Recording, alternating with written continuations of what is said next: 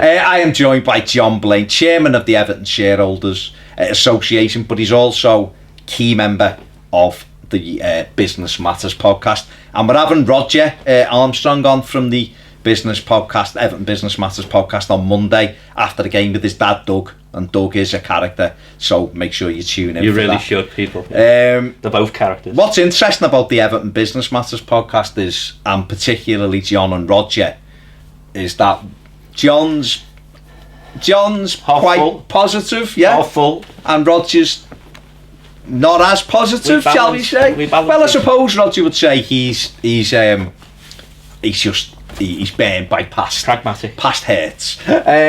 So what we're going to talk about is the stadium. So I'm going to ask Roger the same. I'm going to ask Roger. Even though you're getting him on here to talk about he's coming on to do the final word, but I'll ask him about the stadium while he's here to see cool. to get his view on, obviously. Like I said, it's international weekend, so you know that everything's gone on international wise as we build up. But Dan Mice was here last week. Yes, I believe. Yeah, in the city. He didn't really say much. He was here for a meeting, so he was obviously at the Liver buildings. And right on the back of that, there was a video that I know you haven't seen, but it was some beaut on Twitter. Some red thought he was funny. Had gone down to what he thought was Bramley Moor Dock, but it wasn't. It was Clarence Dock, and he was made up going look at Everton's new stadium and all that. And a few Everton fans rightly went back to him and said, yeah, it's got as much progress as what yours has in the middle of Stanley Park, you know, that's played in the ground from 2007 and all of that. But anyway, you know, he was, you know, we had this 2 minutes of fun, and then now he's looked like a beaut because he was giving stick out at the wrong venue. But the stadium, me personally, I thought we would have heard something in this international break because various things are being said and we're moving forward, and I wondered whether the club were waiting till this bit to kind of give us a little bit more information, but nothing's really happened. I'm not saying nothing's happened behind the scenes, because obviously I think a hell of a lot's probably going on behind the scenes. Of course it is. When are you surprised there's been no official update from the club or not, so to speak? Well, I despite the big build-up about being half full, every time we talk about this on Business Matters, we think the club doesn't say enough. We can all take a view that says, well, don't say things unless they're right or they're real or whatever. And I think the club has always been quite sensitive to going too soon, if you will. But you have to think, when's the good time to land good news? And it's when you're not competing with other good news, I suppose. So international breaks, you think they almost become milestones. And I do think they thought there's going to be a website, isn't there, where people can go and ask questions and see all the collateral and all that sort of stuff. And so maybe there was some plan, and certainly that should have been up and running by now, I think, or certainly around now. So had that happened, then maybe there would have been some news come out. But it's not up yet, is it? I don't think, or if it is up, it's not been advertised very heavily. I mean, where do you stand on that? I can understand why they don't want to put stuff out unless there's almost a confirmation that stuff's okay. The club have to be wary, because obviously we've been down this road before, and I understand everybody who is. We're all in the same thing of like, remember the King's Dock and remember there and there.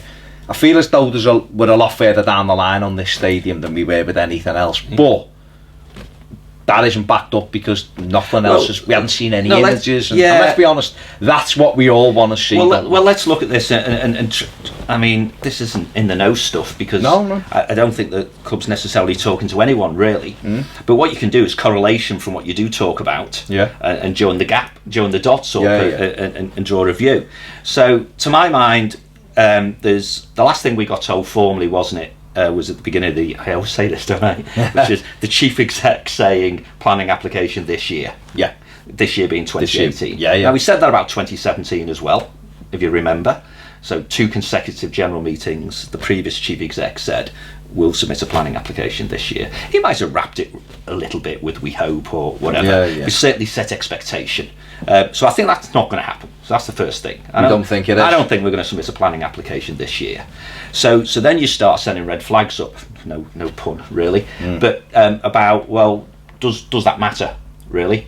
Okay. Does it matter if we do a planning application like next week or in 6 months' time? Yeah. So what I've talked about more than once, I think, on Business Matters is, well, if you do a right to left plan, and I know I just think we sometimes as a football club have spoken too often about saying how complex this is, because we all know it is. Yeah. But let's not say it so often as we make some people think it's not happening because it's too hard. And I think that's where people like Colin Chong and Keith Harris, will fess up and put the world into a better place. Right. Yeah. Because they have to. Yeah. So if the stadium opens in August 2022, as we expect or hope, then when does it need to be physically finished? Yeah. Sometime before then. Yeah. Okay. So I like May. It's just end of the season. So this almost, I'm not saying we're going to play there. No. But you go out of the season knowing that last game of that season is that last at game. Goodison is the last game at Goodison, and then you say, well, okay, how long does the thing take to get built? Now, as far as I understand it, and I was in a shareholders meeting with the club the other week, and the club have been really open to us, but they're not telling us stuff that they're not ready to tell. Yeah. But certainly in a very broad brush view of the world, I think physically building the stadium is going to take a few years. Yeah, okay. It can be built physically in under 2 years. Yeah. So if you say to yourself, well, if it can be built in under 2 years, I'm putting down there a bit of a crib sheet here, people, yeah? Saying, well, it's got to be ready for May 2022. That means you've got to start building it by May 2020. May 2020 is quite a long way away. It's still a long way away, yeah. So I was hoping they'd start. But if you give yourself a fair amount of time to get planning, then planning would have to be, let's give ourselves a year. This is all broad brush strategy type stuff. Okay. So let's submit planning on or before next May. Okay. Or the summer. Yeah. Yeah. And you've got almost a year to iron out all the planning application stuff and so on, and still build. Yeah. And that would then say, well, what you have to have done before planning. Yeah. Well, clearly you need to agree what it's going to look like, how big it's going to be, that old hectare, and I still think the club is still working on a number that lots of us will think is quite modest, so 52, not 60, that sort of thing. I do think that's where they're going. It can't be 52. That's where they're going. Hopefully people like Bill can talk it up to 55 or something like that, but again, I think other things that might happen is if we are not confident on the capacity, then we need to get the stadium into a design state where it could be upgraded, because we all know that Dan Meese has said previously it cannot be or it won't be. So maybe we'll hear some different news about that, because if I was the football club and saying I'm about to announce 52, then I need to be able to say, well, what happens if we need more? Is 52 worth it? Yeah, I would think so.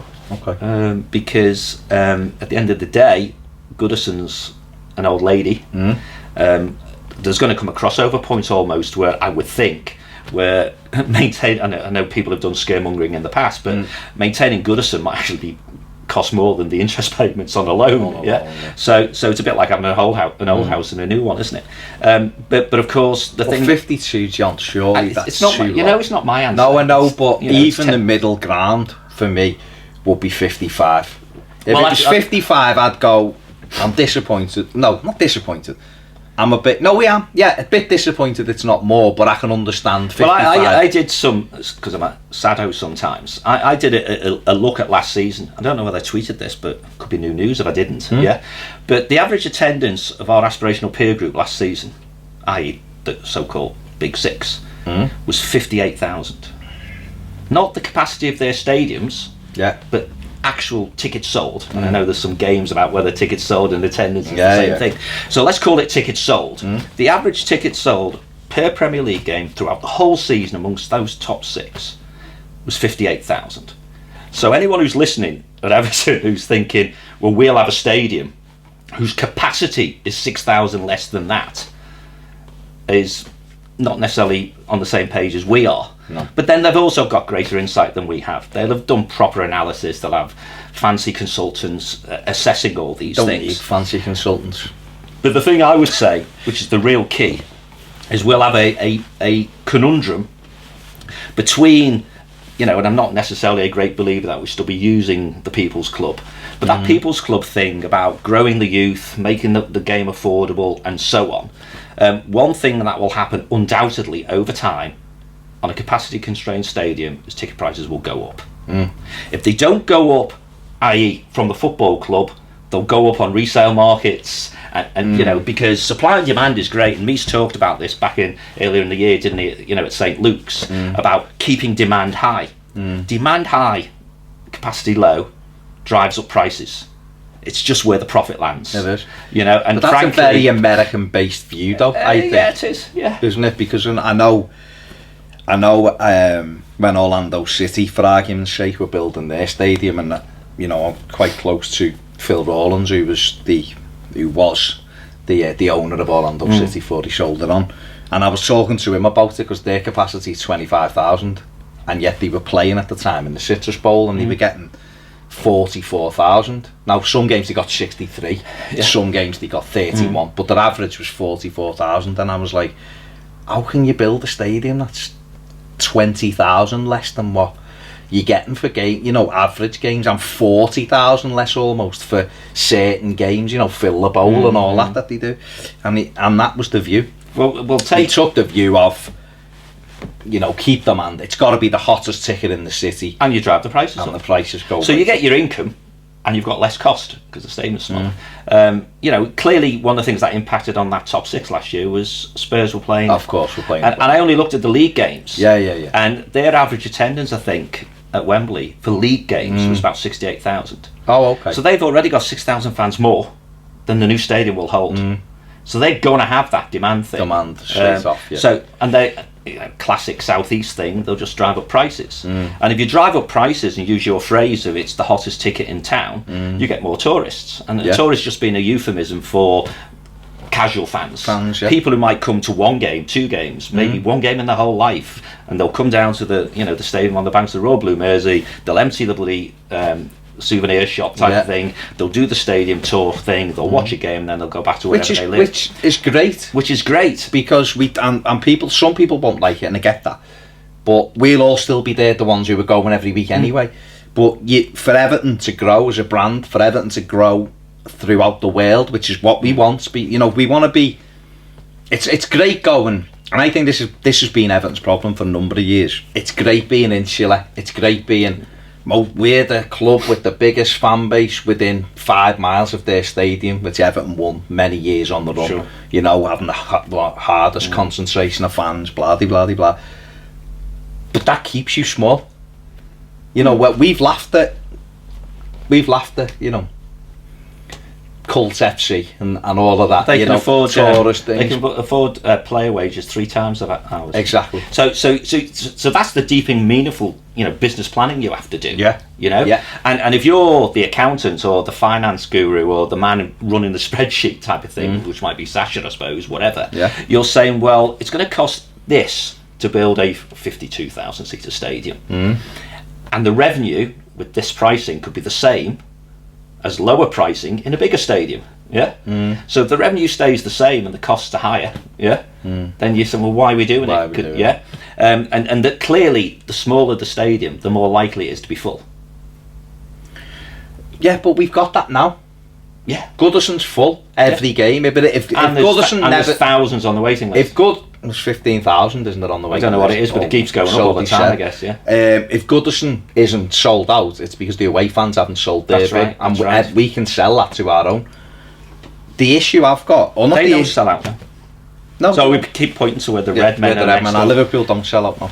Yeah. But they're a bigger brand at the moment. But they probably would if it was. Listen. They've been pushing ticket prices. Whatever they are.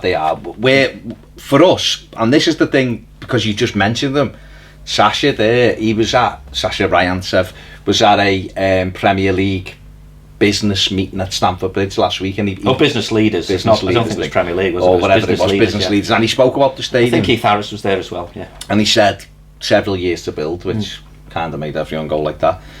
But he also defined several. Well, exactly, more than one. And it's less than many. Yeah, exactly. And what he said was, and this was the key, which I don't think 52,000 reaches it. And it was, if we want to break into that top 6, this is going to build the bridge to that. This is basically going to take us into that top 6, close the gap. 52,000 doesn't close the gap on it. So do your Sherlock on that, yeah? Where if the football club publicly, through a board member, is talking about, we expect the stadium to close the gap to the so-called Big 6. So what gap is it closing? It's not closing necessarily a capacity of the stadium gap. No, but what it's doing is closing the financial gap. Revenue gap, yeah. The revenue gap, yeah. Now, I don't know what Chelsea are doing, but they're stuck at whatever it is, 43,000, whatever it is now. And whether their owner will change or whether the owner will go back to his 60,000 seater stadium and all that sort of stuff. We know where Spurs are at, they're at 62. We know where Dash Shower are. We know where City are. We know where United are. United don't sell out anymore, yeah. So if you're the ones making the decisions, you start thinking, even these brands which are biggest in the world and all that sort of stuff, are not selling out, yeah. Why is that then? So you've got those challenges to face, but alongside that, costing though, of course it is. But their capacity increases are going to cost more, yeah. But alongside that, you also look at what Barca are doing, what Madrid are doing. You know, both of those already have stadia that are much greater in capacity than their average attendance, but they're still going to increase the average capacity. They're still going to increase the capacity when they do their upgrades, because they know they have a certain number of games every season which are going to sell out. Yeah. So we ask ourselves, and this is where all the business modelling comes in and all those good things, and we should do a shout out to the ESC in a minute, yeah, because you do all those business planning things. And you say, well, okay, sure, everyone can come up with the, well, you know, are we really going to sell out, you know, a wet Tuesday night playing Stoke? Thank God they never come back to the Premier League. But hey, if they did. And the answer is, oh, no, we wouldn't. Of course not. No. Okay? So the stadium holds 60,000. You might say you do well if you get 40, 45, depending on what your season ticket holder count is and stuff like that. And that's where you get into tickets sold versus attendance. But would we sell out a home game against that lot? Man City, Man United, Tottenham, Chelsea. The next big thing, Arsenal, maybe. The next big thing, the big games that matter for, you know, whether we're in the league or the cup or whatever. So if you we get FA Cup semi-final, that sort of thing, But you say to yourself, well, maybe there's going to be 8, 9, 10 games you're pretty damn nailed on to sell out anyway. So if it's 10 games and you've got 8, 9, 10,000 capacity less than you thought, I'm just round all the numbers up. You've got 100,000 less fans, and therefore there's lost revenue and so on. And clearly we all know from a football club perspective, if we're successful, we'll fill seats. Without a shadow. Okay. But then you get into, and this is where the shout out for Paul comes, go to his blog and have a read, where he very objectively gives his views, which are hard to dispute, because what he does is he wraps up objective science around doing the numbers with those emotional statements. Are we saying we can't sell more season tickets than West Ham? Are we saying that we can't have more walk-up fans than some other, and so on and so forth? And you end up with therefore, what is the size of the risk that we would not fill a 60,000 seater stadium for sufficient times to justify the finances? And the answer all comes back to ticket prices. And what Paul's done is put relatively modest ticket prices down to prove that the numbers stack up. If we play Stoke, and I hope you don't come back, like you say, on a Tuesday night, and we've got 45,000 season ticket holders, right, for argument's sake, then what you do for that game is, and listen, I know some people get very precious about it with the season tickets, with if there's any offers on, once I paid my season ticket, I just go to match, I don't give it a second thought. But what's wrong with that Stoke game making it £1 for kids, or a fiver for kids? Or even kids? offer that to season ticket holders first. You get your little voucher, you get your little book you voucher, have to move, or whatever. You go in there, you know, for 3 games a season, you've got a ticket. Stoke City on a Tuesday night, you know, whoever. Leicester on a... You've just actually reminded me of something which I'm probably going to hang myself now. I had a really good meeting a couple of weeks back with the club, because I saw...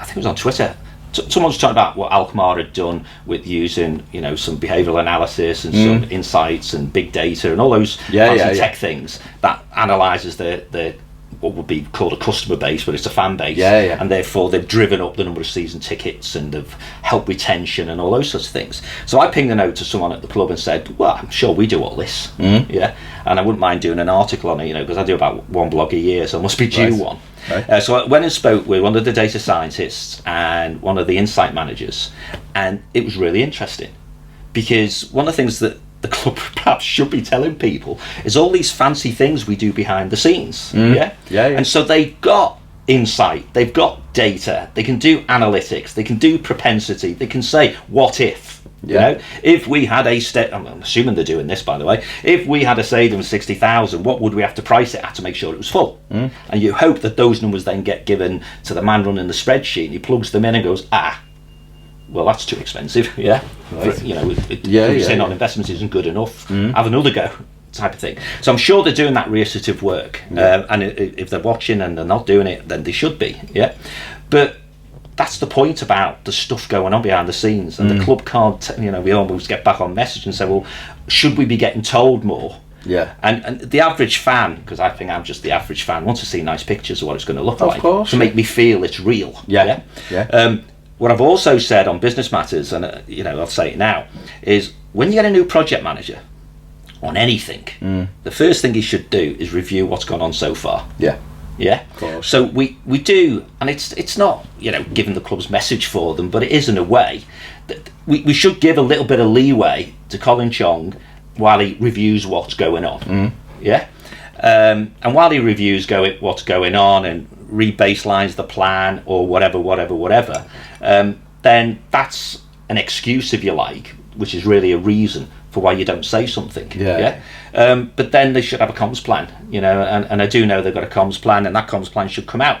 And if there is a right to left plan, which says the stadium will open in 2022, then there's some milestones on it. And the one here, if we go from the left here, there's an AGM in January. They've released the date. So there's an AGM, or general meeting, as the club prefers to call it. There's going to be an interesting meeting. When is it?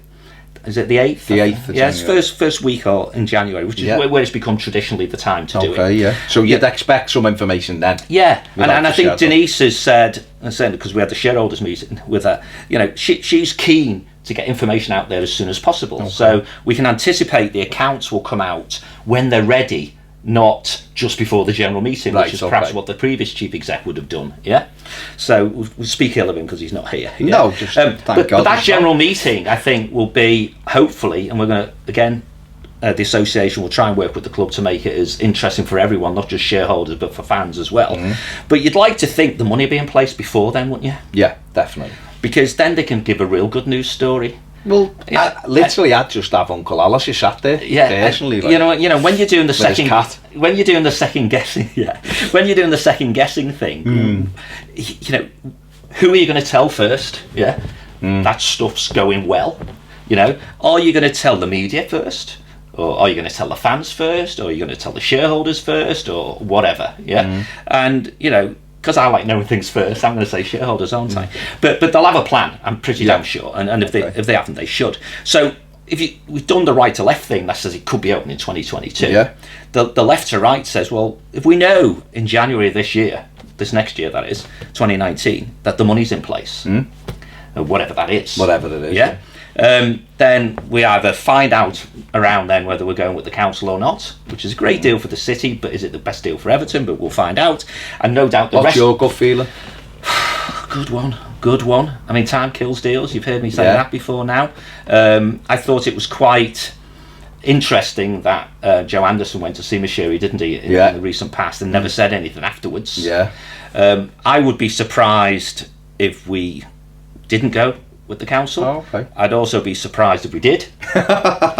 So you don't know? It's right on the fence, because I think the deal itself, the council have come forward with, and again, guys, please go and listen to some of the archive stuff from Business Matters, because we've covered all this, and the one with Joe Anderson was really good, for example. But the thing that, if you look at that, is the amount of money we're going to get from the council if they do this deal is really good. It's a good number. It might not be as much as we want, but it's a good number. But Joe said previously, hasn't he, well, if you want more, I could perhaps do that anyway. You know, maybe you could fund the whole thing, I don't know. So that's one thing. The money's a good thing. The term's good, the 20-odd years thing. And probably the interest rate, although depends, you know, whether you argue whether it's high or low or whatever, but it's in the right ballpark as a worst case. The issue is all the securitisation, isn't it, that they want to wrap around it. And that's the stuff that Joe needs to get it through Cabinet, Council, whatever. So that's the bit that makes me think I wouldn't be surprised if we did it, because 3 or 4 of the elements are really good. So on balance, it's a good deal. And I wouldn't be surprised if we didn't, because of that securitisation thing. And what you can't do is restrict yourself for future.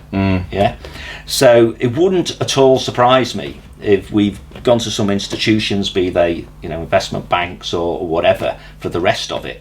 And then it'd be interesting to see what the warrants and all the securitisation looks like. Because we don't want to be hamstrung going forward, that we just can't do anything, because and that's what we used to have before, if you remember. You know, we couldn't build bloody retail outlets on the back of the park end because someone we had a mortgage with said no. You can't, and you know, Mashiri's unpicked all that. And he's put us in a good place, so I don't think he's going to compromise it going forward. No, I mean, I thought it would be, and I've said this many times, that it's a really good deal for the city. Forget Everton, it's a great deal. It's a cracking deal for the city. We don't get any money into this city. The governments have stripped everything back, you know, and how they're still in power, but that's another thing. But so any kind of money that comes in is a good thing. It'll be sidetracked, and it'll be a real pity for the city if we let bitters derail it, and they will. If it gets derailed, it'll be because of that, for no other reason that they don't want to see. Well, there's an interesting thing here, because we're doing this January. Well, I am, this January thing. So let's be half full. You gotta leave that for Roger to talk through. Because sorry guys, there's a chart down here that I did for Baz before. But in January we say, okay, my half full version is the money's in place, everything's gung ho. We're going to submit a planning application this year, because we've heard that before, so we can hear it again. And some form of timeline is exposed to us, which says, and all things being well, we're going to hit 2022. Fans, even if, I don't know, will the average fan be too distressed if it's 2023? I'll be disappointed, to be honest, because I don't see why. Because again, time kills deals. I don't see why it wouldn't be done in 2022, though. Well, that's the point. It's 2018. That's why we've just done the right to left, haven't we? We think it takes a few years to build. We're giving ourselves a year to get planning approved. And the money's already in place. And let's be honest, that planning could... If that's true. That planning could be approved. Everton could put that planning application in December, right? They could. This year, you mean? Yeah, I'm not saying they will, obviously, because no one's got a clue after at the minute. I'm going to make an observation about that. I don't think they can. Okay, but I'm going to say, all right, say January. I'm going to say January. Everton put that in. 4 months later, it gets approved. 5 months. It takes 8 weeks to get a normal bloody extension done. So say by May, it's approved. May or June, it's approved. Everton could start. I'm half full, he's 2/3 full. Everton could start. It's all hypothetical, but we could start doing stuff before the end of 2019, for all we know. We could, and you know, an often used phrase when you're doing planning is, you know, under promise and over deliver. And one of the things that hopefully the club's able to do is to say that in this plan, which gets us open for August 2022, there's contingency for unforeseens. Of course. A bit like Tottenham have, a contractor does the wrong thing and it takes 3 months out to get. But at least there's a precedent that we can play somewhere else. But who knows when they'll start knocking Goodison down and reprofiling that. So, but might have to play at Anfield. Heaven forbid. We've been there a long time ago.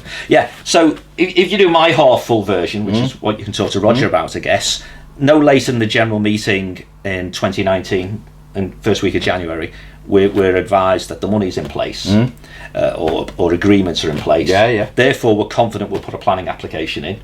And then, depending on how long that takes, as long as we can put a spade in the ground in May 2020, then we'll be open for 2022. Now, you talk about the bitters. Okay, they're going to have a real problem. Generally, I think, because they're going to have to suspend that rivalry thing.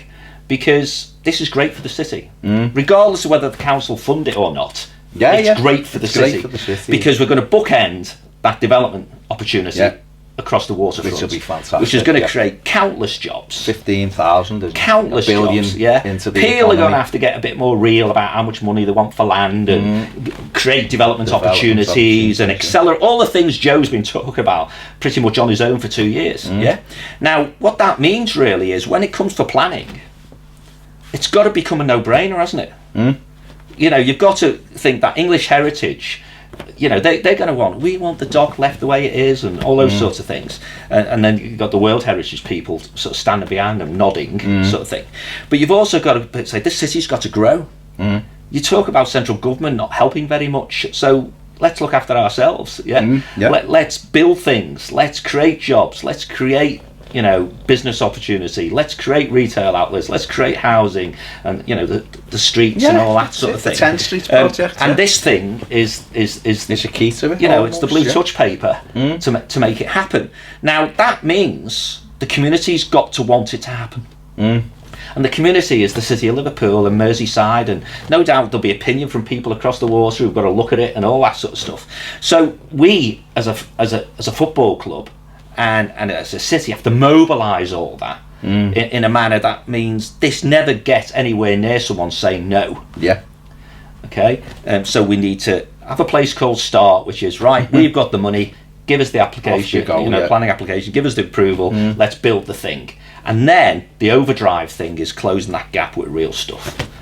And that's where, whilst I'll be critical of poor people like Colin using the word complex too much, it is complex in the sense that you've got all these plates spinning and you have to make sure that none of them get broken. But sometimes you have to say, well, if I don't just get on with it, then it's just a matter of time before one of them breaks. Well, of course, and which is where the time kills deals thing comes in.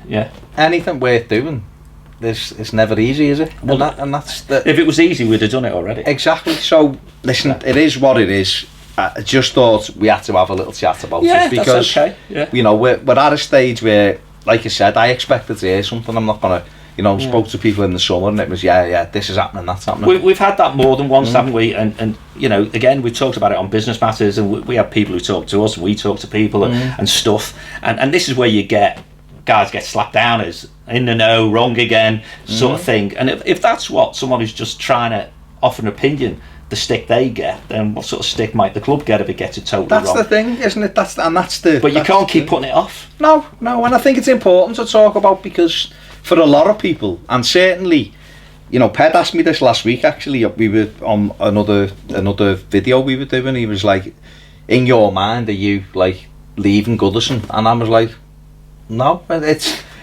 Bramley Moore I think will happen, I don't have any doubt it'll happen, but I'm not sitting there going, we've only got 3 years left, and I just because at the minute, without any kind of drawings, designs, anything, it's just this. But a big chunk of Goodison's going to stay there. No, I know, but in terms of playing, in terms of us going the game. So for me, at the moment, even though I do feel as though we will go, I don't have any doubt now where I doubted all the other stuff. It's still not real because it's just a thing, and I think the club, for me personally, and this is just me speaking, I think the club have to make this real sooner rather than later, because people will just start to lose interest. Well, we keep saying it, and whether it's the Shareholders Association doing it, or whether the guy, my mates on Everton Business Matters, and maybe you do it, and the Blue Room do it, and all that sort of stuff. We can't have a third consecutive general meeting where we're told something's going to happen and it doesn't. We really can't, because it's just nonsense then. And we can't go past that general meeting with not knowing.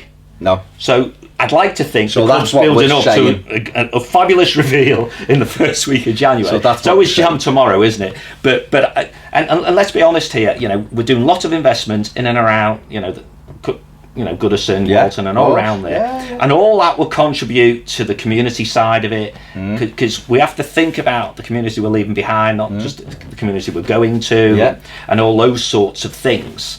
And you know, it all sounds credible if we actually do it. If we do, and therefore, if we actually do this plan and we open the thing in 2022, then lots of what's gone on in the past was a reason. There was a reason for it. If we don't do it, it was an excuse. Yeah, and reasons and excuses are like half full and half empty, aren't they, in some respects. I just think with the fella we've got driving the bus, it's he's determined that it's got to happen, and he knows it's got to happen. And successful clubs have big stadiums, and big managers, and players come after that. Yeah. Hopefully, in our case, we've got a big director of football as well, and a big owner. And a big benefactor. Yeah, he's got the money, and there's plenty. You talk about his mates and stuff like that, whether they want to invest. Let's not go there on that one. But there's plenty of money to be made on that waterfront. Oh, listen. From the development of our waterfront. But if you were a big Alice, you'd just be. Well, if I wasn't, I'd just be going. Listen, I'll tell you what. And we've said this before. It's easier for me to be involved, not being involved. I'll Megaphone will pay for the stadium because we want the name and rights or whatever that kind of thing. Whoever, one of his 50 or 60 companies that the pair at the moment, will wrap that up in that, and that's I think there's an interesting point which and it, again, may be interesting to ask Roger this, because one of the things that most of us would say is whatever our communication style is, that the fans, me included, want more info than the club's prepared to give. Yeah, of course. At this time, on this subject. On this, But once the gun goes off, they have to be communicative all the way through it. And Tottenham have gone into a bunker, haven't they, because they've been embarrassed and stuff like that. And if you look at what Tottenham fans are saying about their own stadium, they know they can see it's almost finished. But the club as an entity may be spoiling relationships with some for quite a while, because it can't be canned and it can't be open and the like. And so having walk-in centres where people can go and ask questions and go and see stuff and so on, it worked for people like Man City when they built their academy, and look what they've done for the regeneration around the stadium. We can and should be able to do better than that. Definitely, and I've watched Spurs at the camp, the 365 days camera of it. All of that stuff, Everton have got to be on top. They will. That's all. A camera out the window at the live buildings, just have someone there filming, because you'll see it rising up. But I just thought it was interesting that just one or two things, like a couple of players went up in the tower and had some shots with that in the background. Dan Mice turned up. So for me, Sasha mentioned it. For me, it all seems to be, the club seems to be packaging, probably and hopefully, like a reveal video, which I think would be fantastic. I think this is the reveal video, this is Dan Mice talking about it, this is Farah, this is what we're doing, this is and it comes out with what the dream is, because let's be honest, we've gone, we're interested in Bramley more, and we've done that, we want to do that, but there's never been it wrapped up in any visual stuff. And I think that all that'll come, and the fun bit, going back to your lunatic who went to the wrong dock, people like that are living on borrowed time. Yeah, of course. Because, and again, Roger, this is a when, not an if. So that's my view. I will be asking Roger. I'm quite sure the video from Roger might be a little bit more downbeat than what John I don't think so, because he's a bright man. So well, we'll see. But ask Doug as well. I'll ask Doug while he's there as well. Massive thanks to John, mate, for talking us through that. Listen, let's hope sooner rather than later we just get the next little thing, because things on the pitch are looking up. We've been much better this season, much better to watch. We've had a couple of really positive results in between, with the dodgy one in between against Southampton, but we're picking up, and let's hope we can beat Palace. Big thanks to John Blaine for joining us. Check out the Everton Business Matters podcast. It's excellent, and it gives you more stuff than that, with more learned people than me on the business side to listen to. If you haven't subscribed, please do so. It takes a second. If you want more videos, get over and join us on Patreon. See you soon on Toffee TV. Cheers, guys.